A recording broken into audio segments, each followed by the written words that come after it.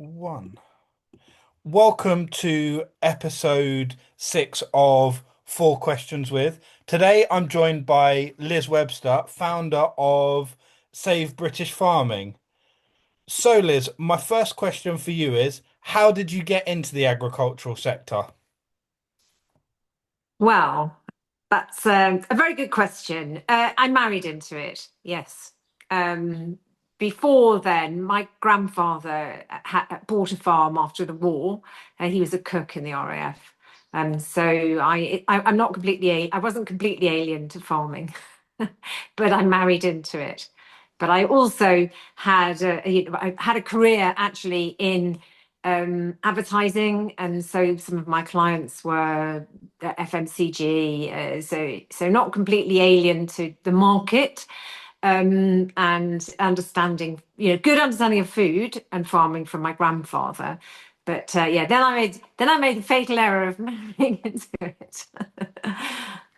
No, that's definitely a different way to get into the sector, and obviously coming from a different background, but still having knowledge of what farming brings to the Yeah, table. my well, You understand it. my husband was born here, and as far as I can work out through the ancestry.com, his family have been farmers for centuries. So yes. No, So I've got a good teacher. yeah, no, that's good. So my next question for you is, where do you see the agricultural sector heading in the future? Uh, well, I think we're already seeing it. There's a lot of shrinkage and a lot of consolidation, and I think that that's set to continue, and more imports. It'll be really interesting to see what happens with Hormuz crisis, and what comes from that domestically, because we don't know how long this is going to go on for. But I think if we remove the Hormuz crisis and we carried on the trajectory that we've been on, that the consolidation has been accelerating. No, And I agree with you. It's like the bigger farms are swallowing up smaller entities into their sort of farming organism. And I do agree with you about the Hormuz crisis. There's so many outside factors that will affect the sector, whether that be fertilizer pricing, the amount of food that's being imported, and what can be produced on a UK level, because people are might have to pick and choose what they're producing. well, I mean, I can only speak from our perspective. We've been holding back to see, because we've got Ukraine. We know what happened after Ukraine, that prices soared and then they came down again. So we've been worried about jumping ahead and buying for next year. Um, but there's no sign of anything easing. So what you don't want to do is end up with nothing next year. So you're damned if you do and you're damned if you don't. So it's a horrible situation. But I did just listen to Prime Minister's questions, and there has been an announcement by the Prime Minister that they are going to give some relief on red diesel. And there's a package coming tomorrow.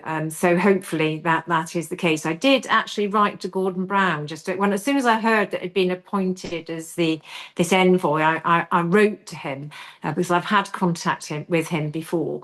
So hopefully that has fed through and there is some support, because if food becomes, oh, well, it's not if, food is going to become, it's going to become shorter in supply. And that means that countries are going to protect exports. And we are particularly exposed with the situation that we're in out of the EU, and no, we have no food production plan. The Agriculture Act that we have is an Environment Act.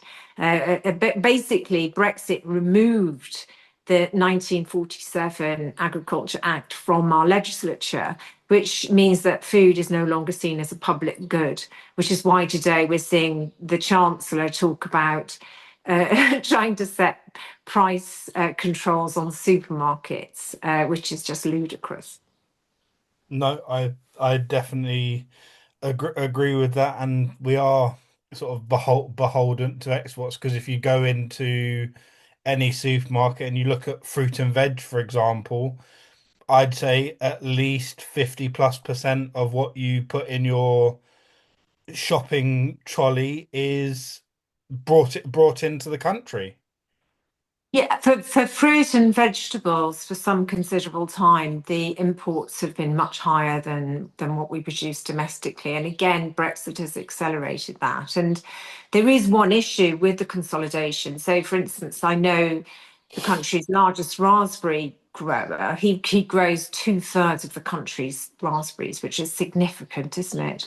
And with the changes with inheritance tax and the national insurance rises, and the cost of the visas for the for workers, it's really not worth his while. When you're spending hundreds of millions of pounds for less than 1% profit, that gamble is, you just look at it and think, well, why am I doing this? And this is why we're really at a terrible stage, of collapse. And it's the same with the dairy industry. Rachel really saying, we want you to control the milk prices in the supermarket. As it is, the dairy sector cannot afford to take any more hits on milk prices. We're beef here.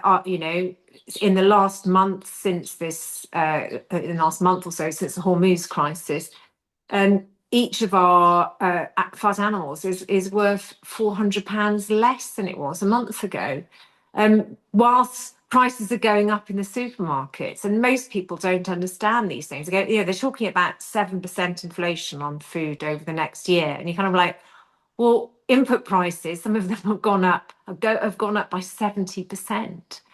And nobody really understands the connection between that and the food that they get on the supermarket shelves. No, And a the hundred other the percent. other nightmare is what's going on with the pig sector, because the Europeans are giving more subsidies to their farmers. That we've now got European pig meat coming in, undercutting British pig meat, and they're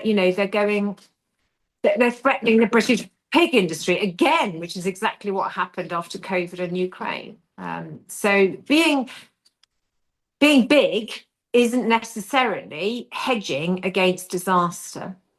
No, that's certainly true because I've seen a few things on social media recently where people are complaining about, if you're undergoing, the red tractor certification, it's more, sit down behind a table, tick the boxes rather than going out and seeing how the welfare of the animals and what they're being fed, what if there's, medication that's been given to the animals so so people understand that. And I think if you're importing meats and those type of goods from abroad, you don't know what their welfare situation is. You don't know what's been Yeah.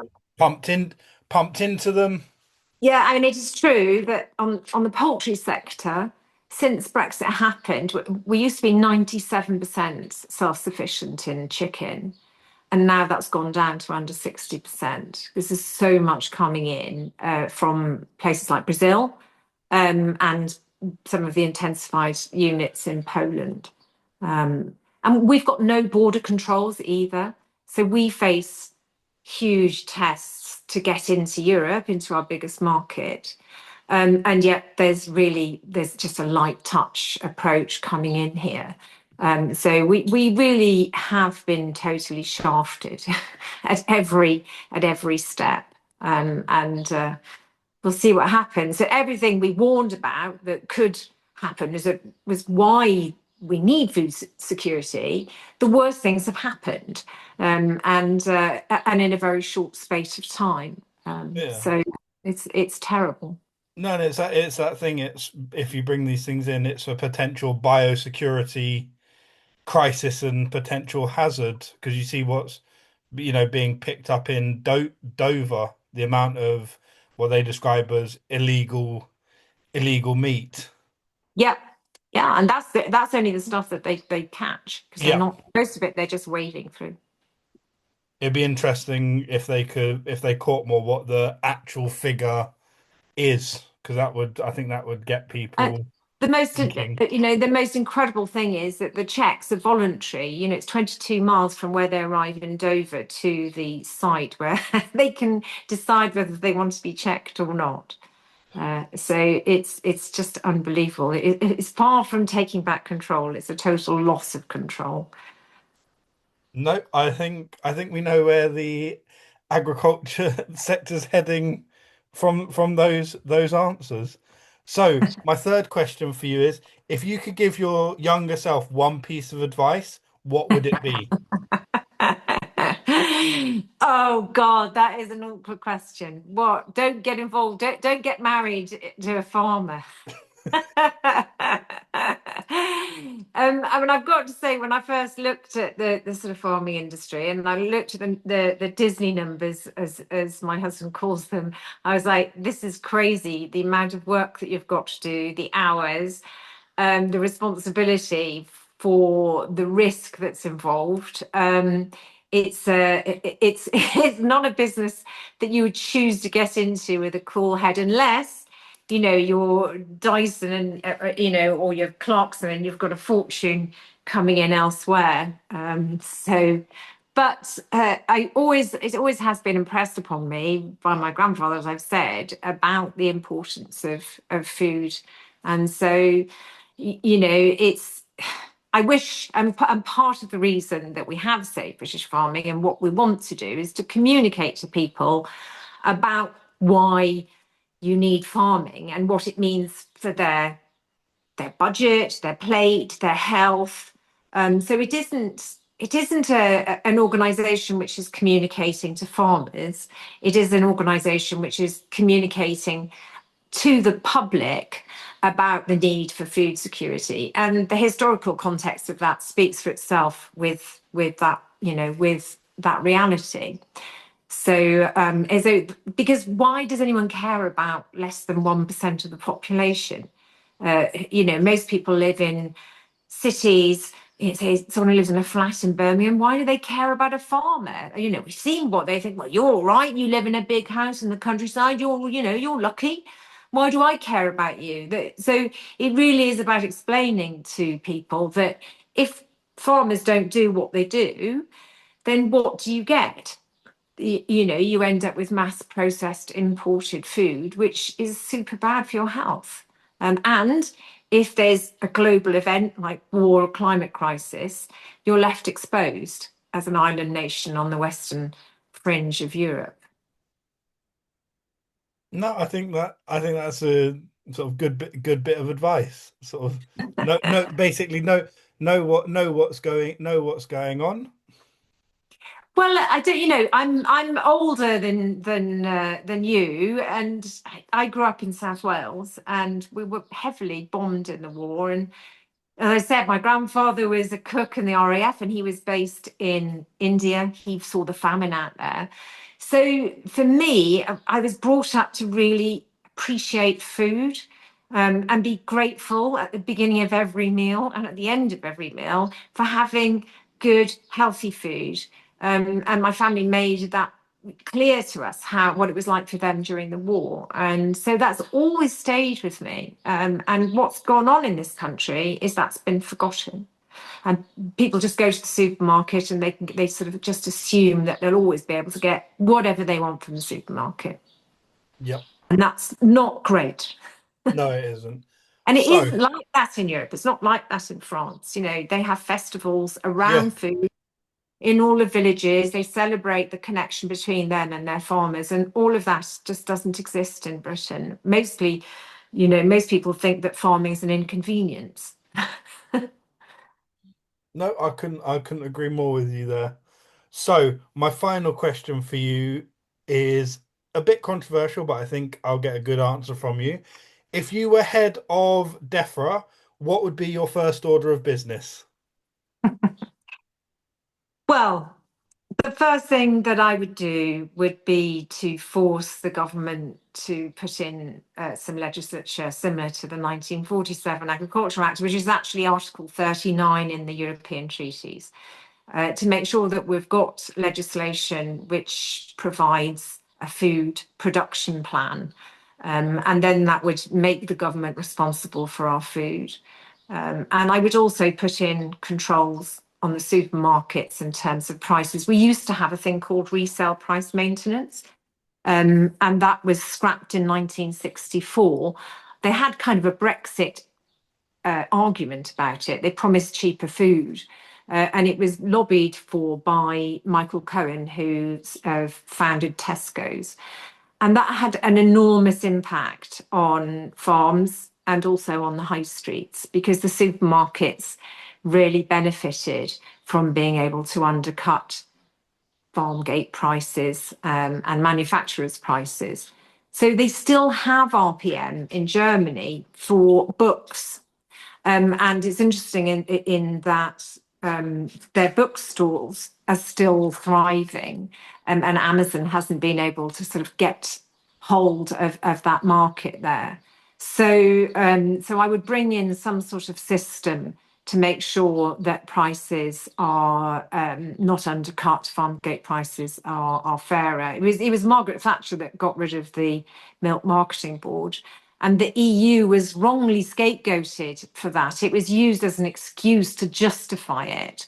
And so those two things, the sort of getting rid of cooperative power for farmers has been really bad for the food system. So we definitely need something more like that, and some more imagination, and to encourage more people to get into farming. The other problem that we've got in Britain is the average age of farmers is so old, and with land prices so limited, so high, and land so limited, and the risk of farming is not attractive to younger people. And, with the offensive that we've had from this latest government, there really needs to be a recalibration on food and farming in this country, for sure. But I'd also push the Prime Minister, and this is controversial in some farming sectors, to make sure that we get rid of these Brexit barriers, the trade barriers, because that is another thing that's impacting us. Our exports have gone down to 37% to the EU. This and more is coming in. And this is what you're seeing. This is why there's less British food, because more imports are coming in, we're exporting less, and you've got more contraction all of the time. So that really is not a good situation for any of us. And the only way we can alleviate that is by getting rid of these trade barriers and really, ideally, getting back into the European system, which means that everything is checked over in Rotterdam, and we don't have to worry about Dover and everything else. That everything is harmonised in that system. It's much better for us to be in that system. No, I definitely think that's a good first order of business, and I think it would keep the people within DEFRA and the government on their toes. Yeah. The other thing we could do with is, yeah, probably giving the DEFRA secretary a bit more importance than the government, because at the moment it's seen as the bottom rung job, for all the politicians. And it would be really good to have a DEFRA secretary who really was a farmer. I mean, we did have what the Conservative, what you call him, we did have one, but he was pretty George Eustace.